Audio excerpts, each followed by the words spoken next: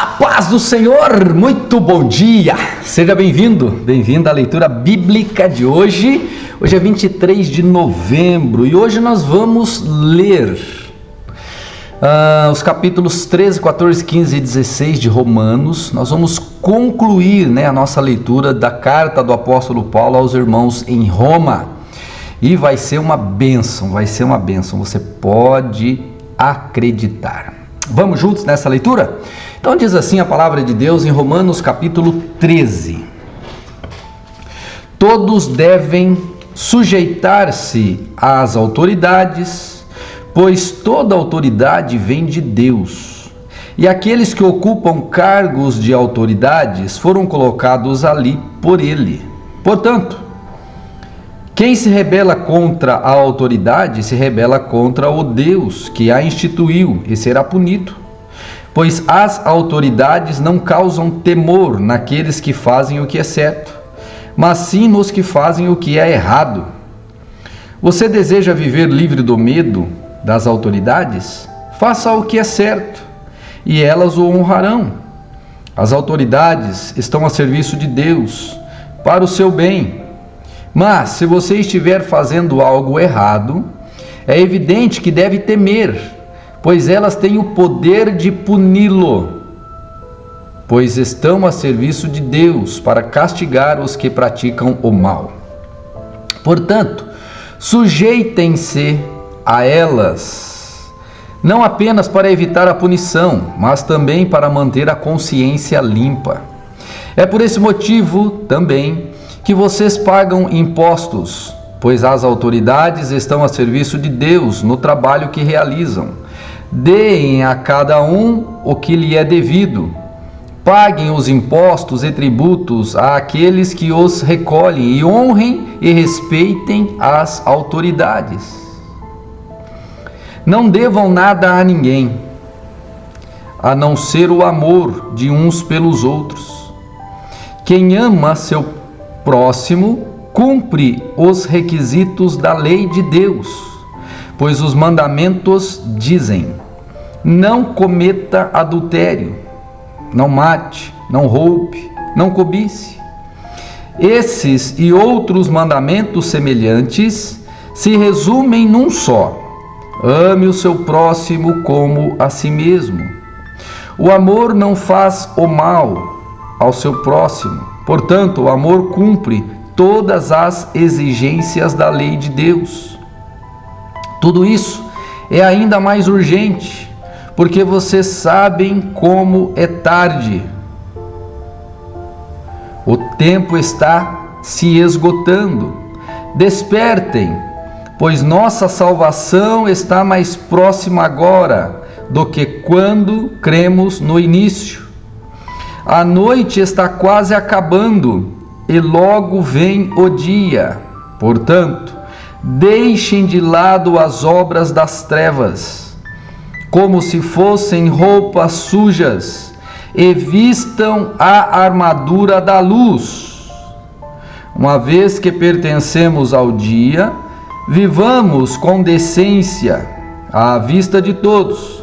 Não participem de festanças desregradas, de bebedeiras e de promiscuidade sexual e de práticas imorais, e não se envolvam em brigas nem em invejas. Em vez disso, revistam-se do Senhor Jesus Cristo e não fiquem imaginando formas de satisfazer seus desejos pecaminosos. Aceitem, capítulo 14, os que são fracos na fé, e não discutam sobre as opiniões deles acerca do que é certo ou errado. Por exemplo, capítulo 14, versículo 2. Por exemplo, um irmão crê que não é errado comer qualquer coisa. O outro, porém, que é mais fraco, come somente legumes e verduras. Quem se sente à vontade para comer tudo não deve desprezar quem não o faz. E quem não come certos alimentos não deve condenar quem o faz, pois Deus os aceitou. quem são vocês para condenar os servos de outra pessoa? O Senhor deles julgará se estão em pé ou se caíram. E, com a ajuda de Deus, ficarão em pé e receberão a aprovação dele. Da mesma forma, há quem considere um dia mais sagrado que o outro, enquanto outros acreditam que todos os dias são iguais. Cada um deve estar plenamente convicto do que faz. Quem adora a Deus num dia especial o faz para honrá-lo. Quem come qualquer tipo de alimento também o faz para honrar a Deus, o Senhor, uma vez que dá graças a Deus antes de comer. E quem se recusa a comer certos alimentos, deseja igualmente agradar ao Senhor, e por isso dá graças a Deus. Pois não vivemos nem morremos para nós mesmos. Se vivemos, é para honrar o Senhor. Portanto, quer vivamos, quer morramos, pertencemos ao Senhor. Por isso, Cristo morreu e ressuscitou para ser o Senhor, tanto dos vivos como dos mortos. Então, por que você julga outro irmão? Por que o despreza? Lembre-se de que todos nós compareceremos diante do tribunal de Deus, pois as Escrituras dizem: tão certo como eu vivo, diz o Senhor, todo joelho se dobrará para mim e toda língua declarará lealdade a Deus. Assim, cada um de nós será responsável por sua vida diante de Deus. Portanto, deixemos de julgar uns aos outros. Em vez disso, resolvam viver de modo a nunca fazer um irmão tropeçar e cair. Eu sei e estou convencido, com base na autoridade do Senhor Jesus, que nenhum alimento é por si mesmo impuro, mas se alguém considera errado ingerir determinado alimento, para essa pessoa ele é impuro. E se outro irmão se aflige em razão do que você come, ao ingerir esse alimento, você não age com amor. Não deixe que sua comida seja a causa da perdição de alguém, por quem Cristo morreu.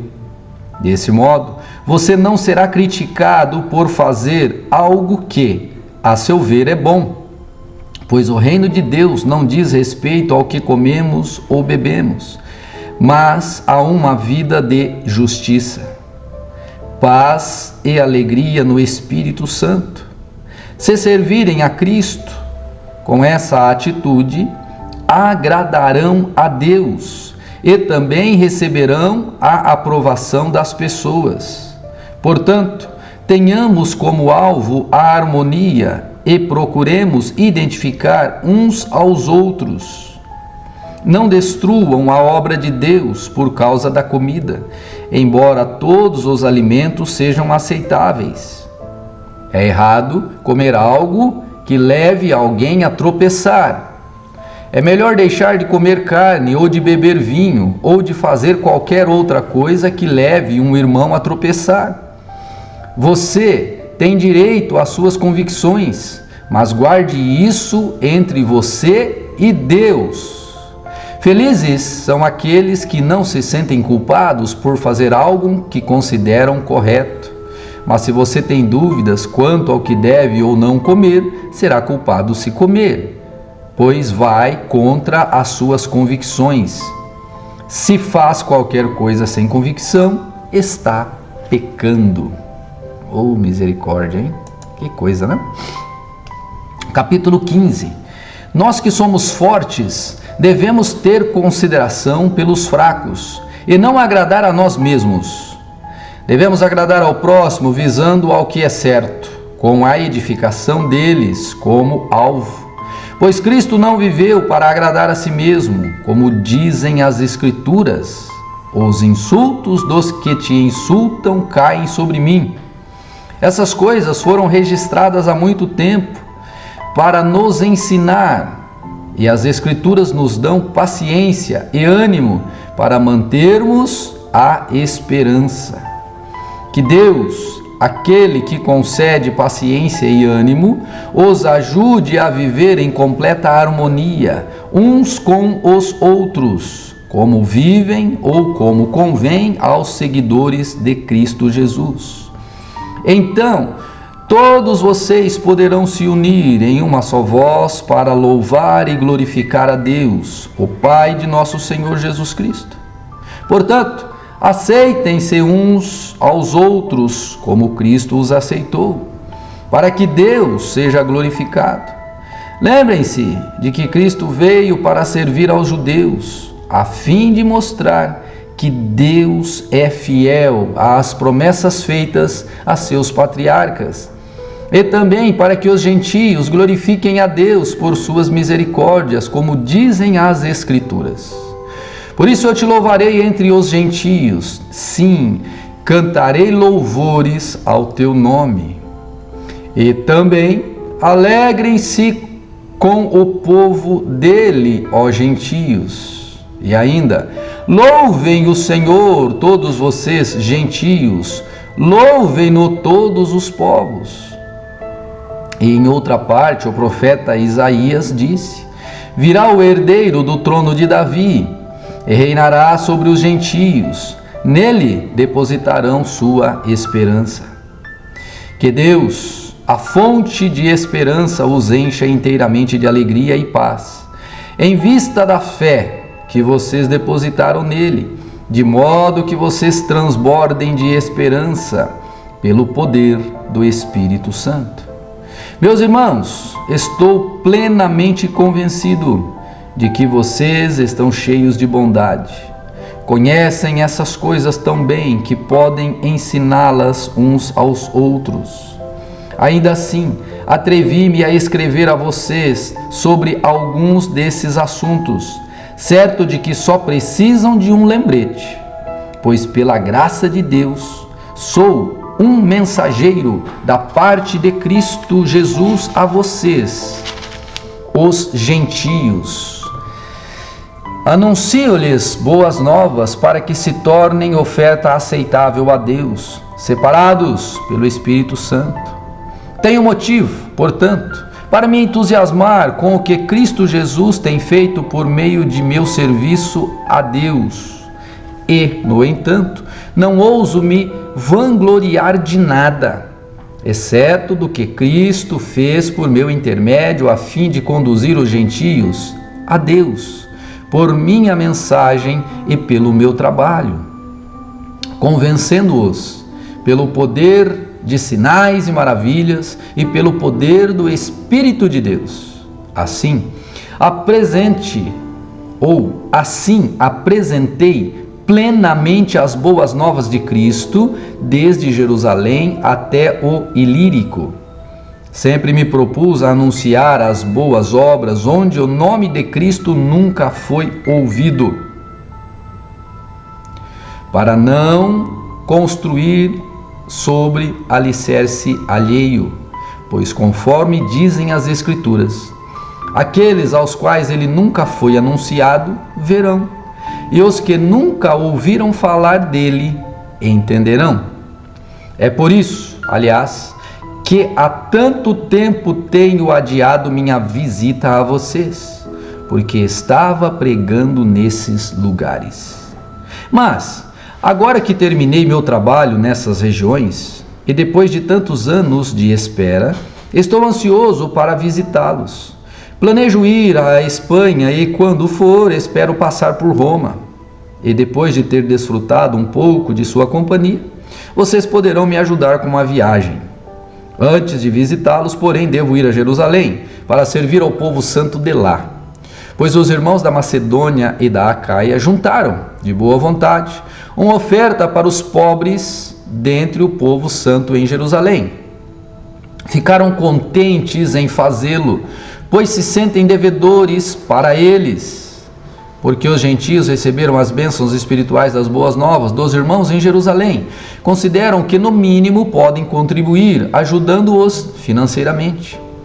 Assim que eu tiver entregado o dinheiro e completado essa boa ação dos gentios, irei à Espanha, visitando vocês de passagem.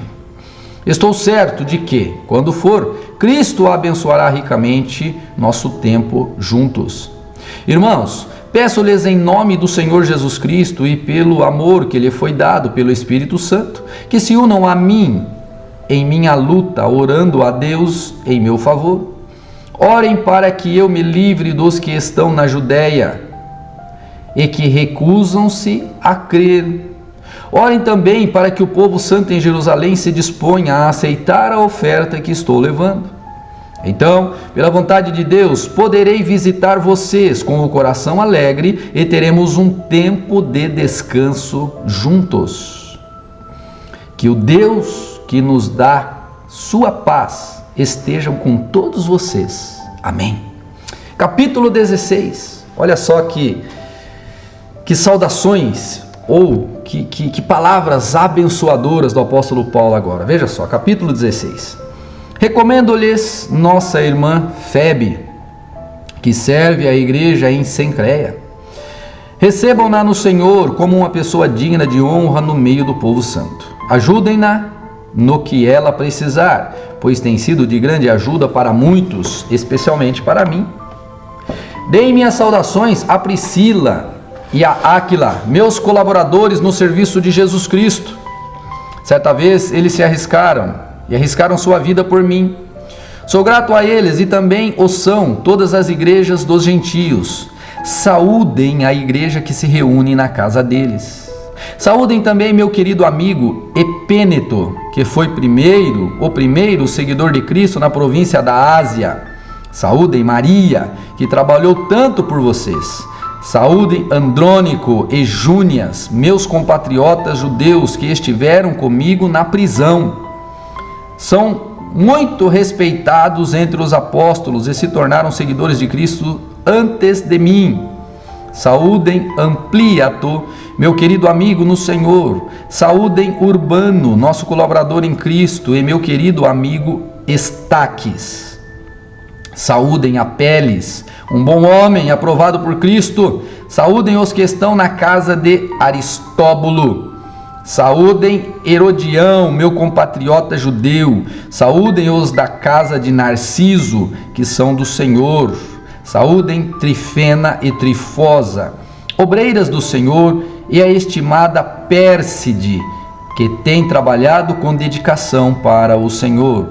Saúdem Rufo, a quem o Senhor escolheu, e também a sua mãe, que tem sido mãe para mim também. Saúdem Ansícreto, Flegonte, Hermes, Pátrobas, Hermas e os irmãos que se reúnem com eles. Saúdem Filólogo, Júlia, Nereu e sua irmã, e também Olimpas e todo o povo que se reúne com eles. Saúdem uns aos outros com beijo santo.